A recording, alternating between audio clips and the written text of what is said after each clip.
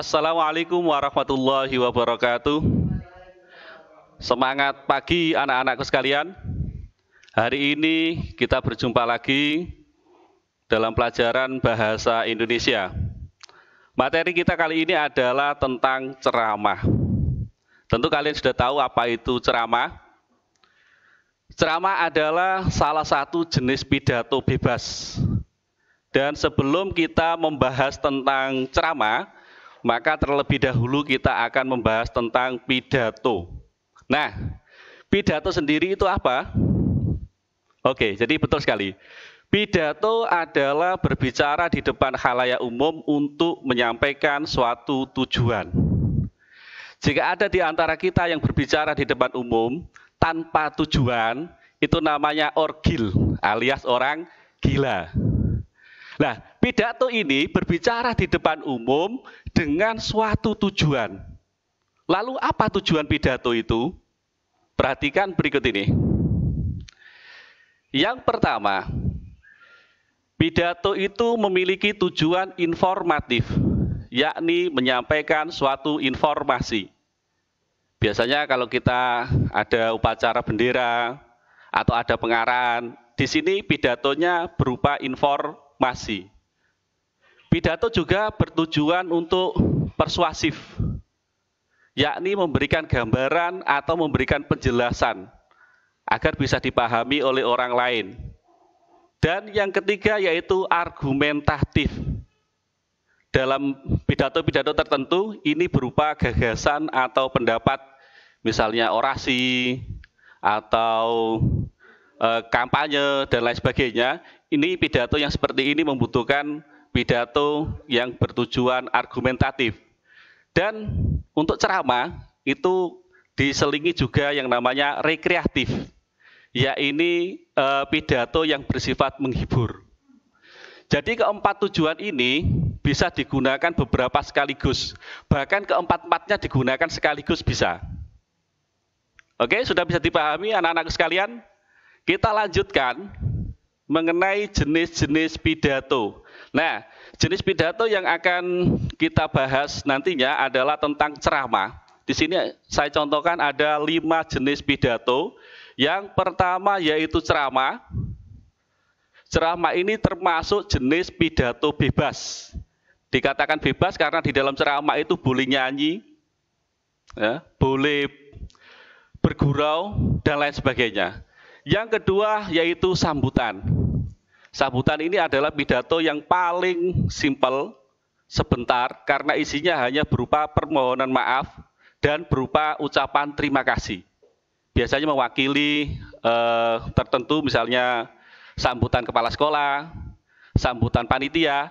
Ini tidak lama, paling lama sekitar 15 menit, karena isinya hanya berupa ucapan terima kasih dan permohonan maaf.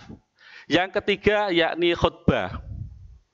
Khutbah ini adalah jenis pidato khusus yang hanya digunakan dalam acara keagamaan. Khutbah ini ada aturan-aturan tertentu. Misalnya tidak boleh menyinggung perasaan, tidak boleh menggunakan kata-kata yang kasar, tidak boleh menimbulkan pertanyaan, apalagi bertanya. Ini khutbah. Termasuk tidak boleh mengangkat tangan seperti pada saat kita ceramah. Dan yang keempat adalah orasi ilmiah. Ini biasanya disampaikan dalam kegiatan tertentu, misalnya dalam seminar atau dalam acara tertentu, ini dibuka dengan orasi ilmiah. Yang kelima yaitu pidato kenegaraan atau pidato resmi, misalnya pidato tentang akta keuangan dan lain sebagainya. Ini dinamakan dengan pidato kenegaraan. Baiklah anak-anak sekalian, kita lanjutkan. Yang terakhir yaitu tentang metode pidato.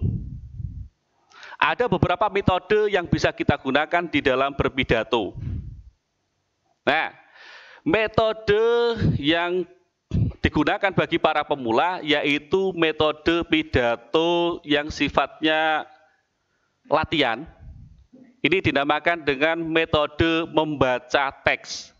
Ini digunakan untuk pemula atau digunakan untuk latihan. Membaca teks juga digunakan pada saat pidato kenegaraan atau pidato-pidato resmi. Jadi membaca teks bukan berarti belum bisa pidato, karena dalam acara kenegaraan atau pidato resmi itu justru diwajibkan untuk membawa teks atau membaca teks. Dan yang khusus untuk belajar saja, ini adalah pidato dengan model menghafal teks. Menghafal teks ini resikonya besar karena bisa lupa dan lain sebagainya. Tetapi ini bisa digunakan bagi kita yang sedang belajar. Biar tidak kelihatan membaca teks, maka kita bisa menghafalkan teksnya. Ini biar kelihatan lebih bagus, khusus untuk belajar ya. Jangan sampai pidato kenegaraan, teksnya dihafalkan. Ini bisa berbahaya. Jadi khusus untuk belajar.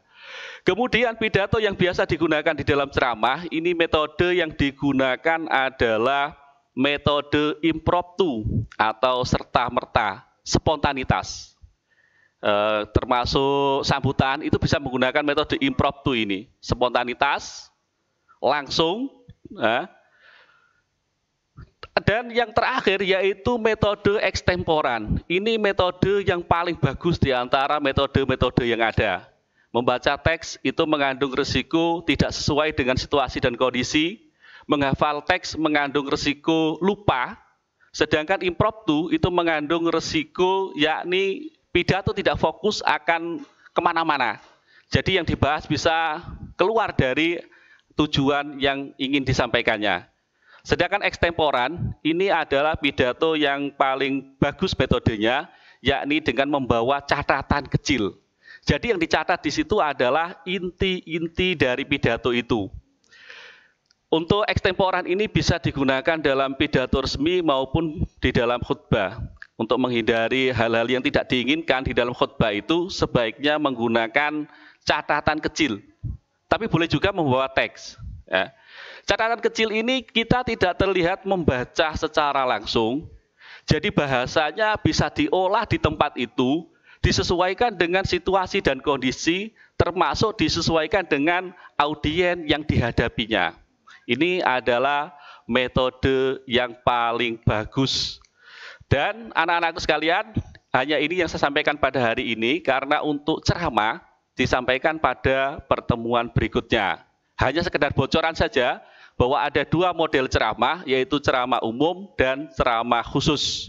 Kalau kita mendengar atau melihat pengajian, itu masuk kategori ceramah umum. Sedangkan untuk ceramah khusus, ini audiensnya khusus, materinya juga khusus, ada materi tertentu. Misalnya tentang narkoba, tentang reproduksi remaja, dan lain sebagainya, ini disampaikan secara khusus. Kalau secara umum, di lapangan atau di masjid, ini dinamakan dengan ceramah umum. Jadi ada dua model, yaitu ceramah khusus dan ceramah umum. Oke anak-anak sekalian, cukup sekian. Semoga bermanfaat dan saya akhiri. Assalamualaikum warahmatullahi wabarakatuh.